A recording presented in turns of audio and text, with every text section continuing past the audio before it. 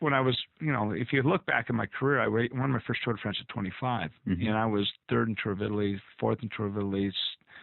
I was fourth in Paris-Roubaix. I was consistent, and I was competitive in every event, and I was still figuring it out. I mean, I'd only been racing for 4 or 5 years at that point as a professional, and I turned pro fairly young.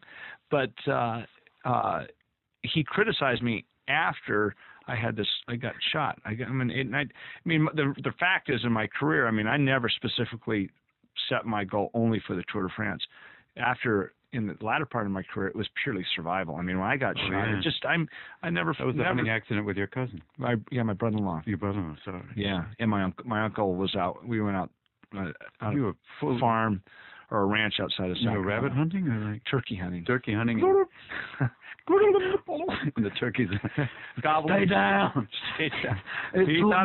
He thought I was a turkey. And you were like riddled with buckshot. I was shot with a 12 gauge 2-shot, which is just a little bit smaller than buckshot. Buckshot, I probably would have been for sure dead. But I've got 5 pellets in my heart, 5 in my liver. They can't get them out. No. But it totally changed me. When I got the funny thing is, when I won in '86, I was really on top of the sport. I was just getting to the prime of my career. And usually your best years are 25 to about 33. And everything was just, going great. And I broke my hand racing in Italy early '87, came back, and I was supposed to be off my bike for 4 months. And just by fluke, day after Easter, my uncle said, let's opening season's tomorrow for Turkey. Let's go get a license. Boom, we went and got a license and went one morning and tried to get a turkey, and it didn't work. I got shot. So, and I literally was on top of the sport, and when I got shot, it was, I took 40 pellets, and my right lung collapsed, had pellets go right through me. I lost probably 65% of my blood volume, and if it wasn't for a helicopter, I would have been dead.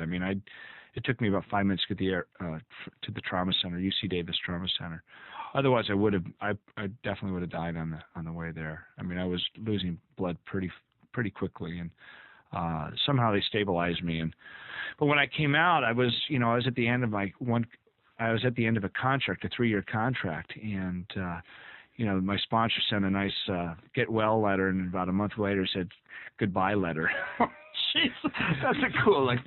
We're hoping for you. Yeah, in the press he was real supportive of me, and then in the sidelines he said, find yourself another team.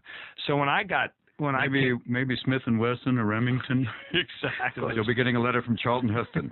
Thank you, Greg, for admitting. Right. But anyway, so when I came back out of surgery, I was, my main goal was trying to figure out if I was going to race again. Or live actually.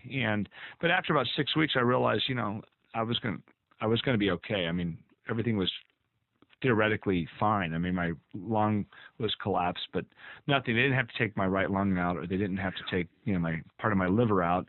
So my surgeon, told the press that I was perfectly fine, and I started. Just don't go through a metal detector. Exactly. And I started painting the picture that I was perfect, so that I could get on another team, but which set up a really kind of a very harsh comeback, because everybody assumed that this accident was a minor accident.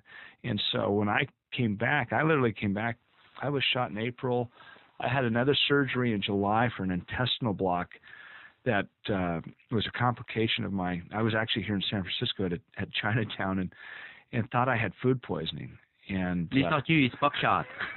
No, it was the intestines kinked on my scar. Oh, geez. And so I'm in the hospital, and I come out of surgery, and my dad's in Europe negotiating with the only team that would really take me, and their requirement was that I was returned to racing by the end of the year, and that I would prove to them medically that I was fine and healthy. And they want the stool sample. Yeah, so I'm like, I thought about this before I went in for this intestinal block. I knew that the European teams would be asking questions. I asked to remove my appendix. I said, while you're in there, remove my appendix. So that'll show up in the medical record? Yeah, so when I came out of surgery, I just told everybody in Europe that I had my appendix removed. And I didn't lie. No. But I And didn't while tell you're him there, the could you do truth. my tits? I didn't tell him the absolute truth. So I mean, literally, I came out of surgery in July, and then I went back at the end of August, first part of September, and started a race. If I did 1 mile in a 60-mile race, that's how far I made it. The next race I showed up, I did 12 miles out of a 110-mile race. I literally was. You just have to be in the race to say that. I just started.